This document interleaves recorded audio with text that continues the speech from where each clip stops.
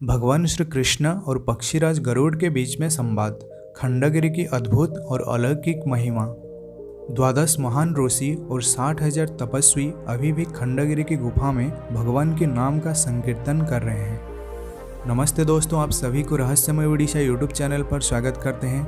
हरि कथा मंदाकिनी की और एक अध्याय में आप सभी को स्वागत है। एक बार देवर्षि नारद घूमते घूमते वैकुंठ धाम चले गए और वहाँ एक अद्भुत दृश्य उन्हें देखने को मिला। वो देख रहे हैं कि माता महालक्ष्मी, जो सकल ब्रह्मांड 14 ब्रह्मांड की स्वामिनी है, वो अकेला बैठकर रो रही है। देवर्षि नारद उन्हें दंडवत प्रणाम किया और माता को उनका रोने का कारण पूछा। माता ने कहा कि हे नारद, दुनिया की हर पत्नी ऐसा चाहती है कि उसका पति हमेशा उसके संग में रहे, लेकिन तुम्हारे प्रभु को देखो, वो कभी भी मेरे साथ नहीं रहते, कभी भी मेरे साथ मीठी बात नहीं करते। उन्हें हमेशा अपनी भक्तों का फिक्र रहता है, मेरी नहीं।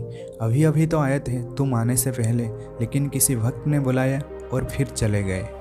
देवर्षि नारद वहाँ बैठे थे और भोजन भी करने वाले थे और उसी क्षण भगवान श्री हरि चले आए। नारद भक्ति और प्रेम में गदगद होकर भगवान की श्री चरणों में गिर पड़े और भगवान उन्हें अपनी बाहों में उठा लिया और उनका आलिंगन किया। फिर देवर्षि ने पूछा कि प्रभु, आप तो कभी भी वैकुंठ में रहते नहीं, तो आप रहते कहाँ? सामने इतनी सुंदर स्त्री है और इसे छोड़कर आप इधर उधर घूम रहे हैं। भगवान श्री हरि थोड़ा सा मुस्कुराए और नारद से कहा कि हे नारद, ना हम तिष्ठामि वैकुंठे जुगेनाम हृदय न च मद्भक्त जत्र गायन्ति तत्र तिष्ठामि नारद। ना मैं वैकुंठ में रहता हूँ, ना ही योगी जनों के हृदय में रहता हूँ। मेरे भक्त जहाँ मेरे नाम को श्रद्धा और प्रेम पूर्वक भजन और संकीर्तन करते हैं, मैं उसी जगह पर चला जाता हूँ। ये कहने का तात्पर्य भगवान वहाँ रहते हैं जहाँ उनकी नित्य कथा होती है, जैसे कि इसी पल आप इसी कथा को सुन रहे हैं, अर्थात भगवान आपके पास में है। तो दोस्तों, पहले भी हमने खंडगिरी के बारे में बहुत कुछ बताया, जहाँ कि भगवान श्री अनंत माधव मनुष्य शरीर में लीला कर रहे हैं। उसी खंडगिरी के बारे में मालिका में और भी बहुत कुछ लिखा गया है, जैसे कि महापुरुष श्री अच्युत कहते हैं, खंडगिरीर जाम हिमा बन्नी नपारे शिव ब्रह्मा अरखित अच्युत दास सेकाहूँ जाने तार लेस। खंडगिरी की जो महिमा है उसे भगवान सदाशिव और भगवान ब्रह्मदेव भी वर्णन करने में समर्थ नहीं। ये कहने का तात्पर्य महापुरुष भगवान श्री ब्रह्मदेव और भगवान देवाधिदेव महादेव के नाम लेकर खंडगिरी की महिमा को और भी महान बना दिया। श्रीकृष्णଙ୍କ मुखु वचन शुणी गरुड़ पुण पाद पद्मे पड़ी कहई बेनी कर जोड़ीण तद अंते किस होइब कह हे चक्रधर शेष देव कहीं रहिवे लोकनाथ संगर। पक्षीराज गरुड़ भगवान श्री कृष्ण के श्री चरणों में ये निवेदन करते हैं कि हे महाप्रभु, हे सुदर्शन चक्रधारी, मुझे आप ये बताइए कि भगवान शेषदेव और भगवान श्री लोकनाथ कहाँ रहेंगे, कहाँ निवास करेंगे। खंडगिरी की जे भुवनेश्वर केतेक दूर खंडगिरी मध्य अछंती साधु संत निकर।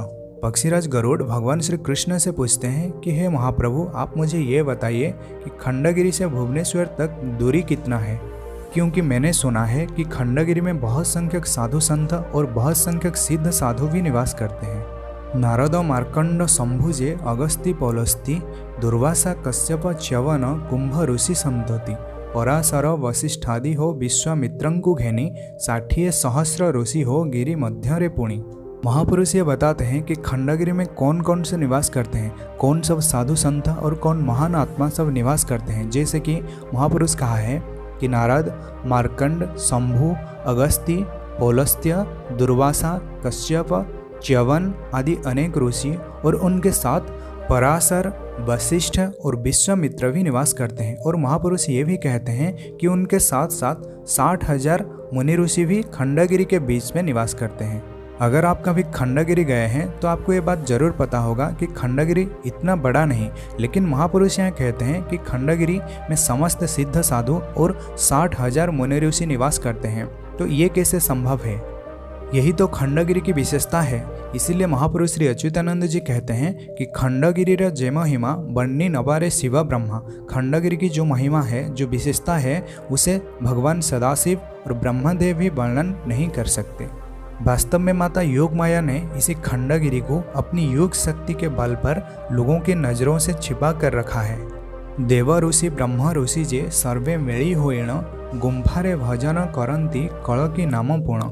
देवता माने जे सेठारे रात्रे गोष्ठी करंती कलकीर आद्य मंत्र को नित्य जपु अछंती। महापुरुष यहाँ कहते हैं कि वहाँ समस्त देवर्षि और ब्रह्मर्षि एकजुट होकर भगवान श्री कल्की राम का पवित्र और दिव्य नाम का भजन और संकीर्तन करते हैं।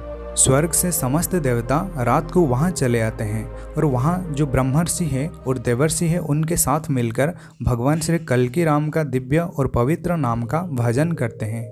अगर आप खंडगिरी गए हैं तो आपको पता होगा कि वहाँ एक देव सभा है। देव सभा नामक एक स्थान है जहाँ देवता लोग रात को सभा करते हैं। तो दोस्तों, भगवान श्री कल्की राम का महामंत्र को जाप करके आज हम इसी वीडियो को यहीं पर रखते हैं।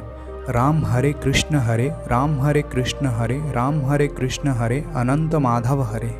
तो दोस्तों, आप सभी को जय जगन्नाथ, जय पंचसखा, जय ओडिशा, जय भारत।